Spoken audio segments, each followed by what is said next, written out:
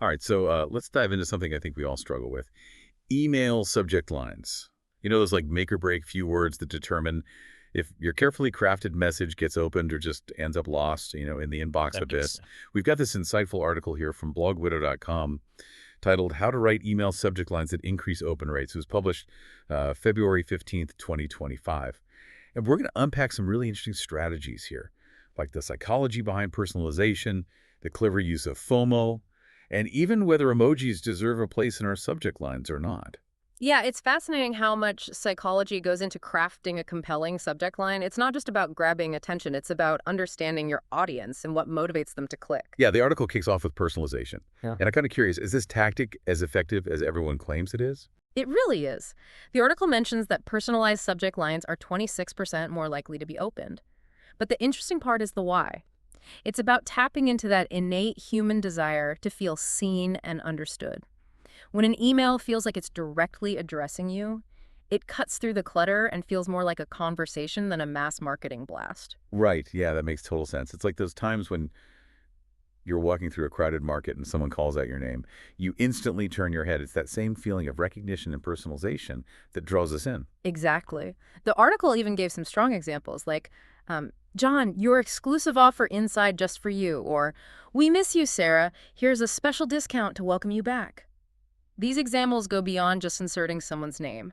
They offer something specific and valuable to the recipient. That's a good point. So are we saying that personalization always needs to be name-based? Not necessarily. Personalization can go beyond just a name.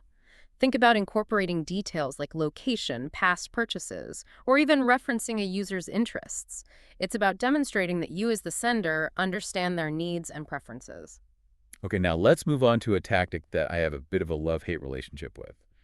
Urgency and scarcity. Mm. I'll admit I've definitely fallen for a well-placed limited time offer Oh, before. yeah. The fear of missing out, or FOMO as we call it, it's incredibly powerful. But like any potent tool, it needs to be wielded responsibly. Overusing urgency can lead to distrust and actually damage your brand's credibility. Yeah, that's true. I've definitely seen some subject lines that feel desperate and manipulative, and those immediately get sent to the trash. Yeah, the key is authenticity. The urgency needs to be genuine, and the offer needs to be truly valuable. Think about it from the recipient's perspective. If they constantly see last chance or limited time offers that are always available, they'll quickly learn to tune them out. The article highlights examples like limited time offer, 50% off ends tonight, Hmm. or last chance to grab your spot in the webinar. These feel more specific and time-bound, which makes the urgency feel more real. Exactly. And notice how these examples are clear and concise, leaving no room for ambiguity. You know exactly what you're getting and how long you have to act. So speaking of sparking that sense of urgency, this next technique really taps into our natural curiosity, using questions and subject lines. It's like a mini mystery that we just have to Oh solve. yeah, I never thought about it that way, but it's so true. I find myself drawn to subject lines that pose a question, especially if it's something relevant to like my interests or challenges. Right. It plays right into our desire for knowledge and resolution. Our brains are wired to seek answers and solve puzzles. So when you pose a question in the subject line, you're essentially piquing their curiosity, enticing them to open the email to find the solution. And some of the examples the article provided really stood out to me. Like, do you know the secret to boosting your sales, or are you making these email marketing mistakes? Hmm. Those really make you stop and think, wait, maybe I'm making some mistakes. Better find out. Exactly. Those questions are carefully tailored to address like potential pain points or aspirations of the recipient. They promise valuable information and insights, making the email almost irresistible to open. Okay, moving on. I've always been a fan of numbers and lists and subject lines. They just bring a sense of clarity and structure, especially in a crowded inbox. Yeah, that's because our brains are naturally drawn to organized information. Numbers and lists break down complex topics into easily digestible chunks, making them more appealing to process. It's like offering a roadmap to a desired outcome. Yeah, the article gives some great examples, like 7 proven strategies to increase your email open rates, or 5 tips for better work-life balance in 2025. I mean, who wouldn't want those insights neatly packaged and ready to go? Yeah, it's almost like we're hardwired to love lists. They offer a clear path, a set of steps to achieve a goal. And in a world where information overload is constant, that sense of order and conciseness is extremely appealing. Now, we can't talk about email subject lines without addressing the elephant in the inbox, brevity. In our mobile-first world, concise subject lines are crucial. Yeah, think of it as a Twitter headline for your email. Ideally, you want to aim for 6 to 10 words. Get straight to the point, highlight the value, and capture attention. You want to make sure your message is fully visible, even on a small screen. Yeah, the article provided some really punchy examples, like unlock your free ebook now, or flash sale, 24 hours only, no fluff, just pure impactful messaging. And beyond the practical aspect of screen size, brevity also demonstrates respect for the recipient's time. You're not wasting their time with unnecessary words, but rather getting straight to the heart of what matters to them. Okay, time to inject some fun into the conversation. Mm. Let's talk about humor and playfulness.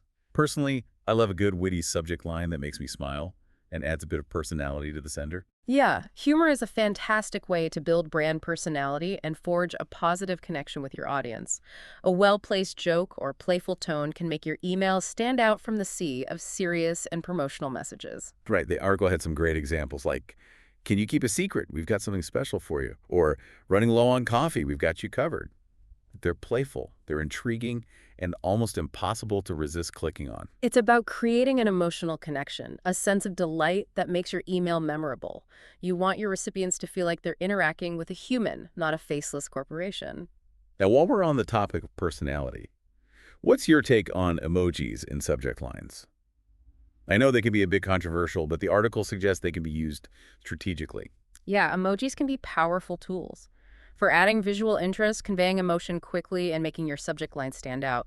But like any powerful tool, they need to be used thoughtfully and sparingly. Yeah, I've definitely seen some subject lines where emojis felt forced or out of place, which can just come off as unprofessional. Yeah, the key is alignment. Ensure the emoji aligns with your brand identity, the tone of your message, and the expectations of your audience. A playful emoji might work perfectly for a lifestyle brand, but could feel jarring for a financial institution. Right. The article gave some examples that work well, like flash sale, 50% off all items, or you're invited to our exclusive event. They add that extra visual pop and help convey the excitement of the message. It all boils down to context and knowing your audience. What might feel fun and engaging for one group could feel completely off-brand for another. Now, here's something I wasn't entirely familiar with. Using long-tail keywords for SEO optimization in subject lines. Can you explain this a bit further? Absolutely.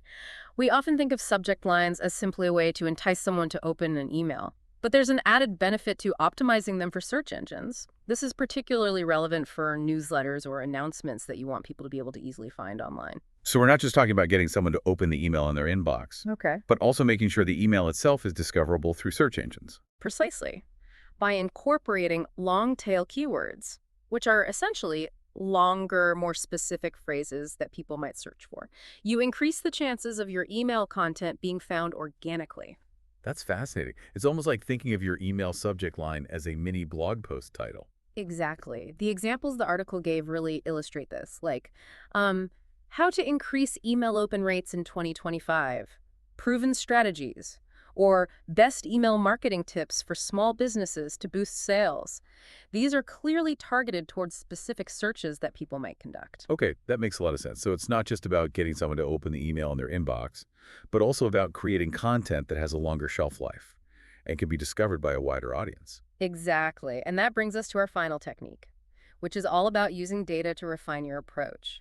The article emphasizes the importance of A/B testing for making informed decisions about your subject lines. You know, I have to admit, A/B testing is something I've always struggled with. It feels a bit like a guessing game sometimes. I understand that feeling.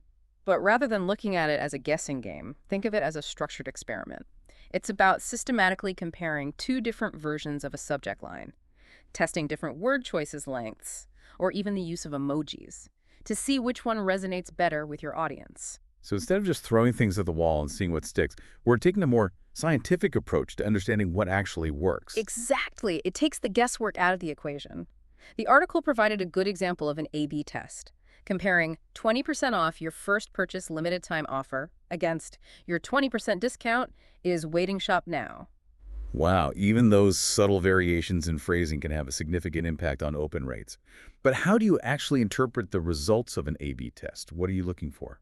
The key metric to focus on is the open rate. Which subject line led to a higher percentage of people opening the email? That's your winner. But the real value comes from analyzing why one subject line outperformed the other. Was it the wording, the length, the sense of agency. So it's not just about finding the winning subject line. It's about understanding the nuances of what makes it effective.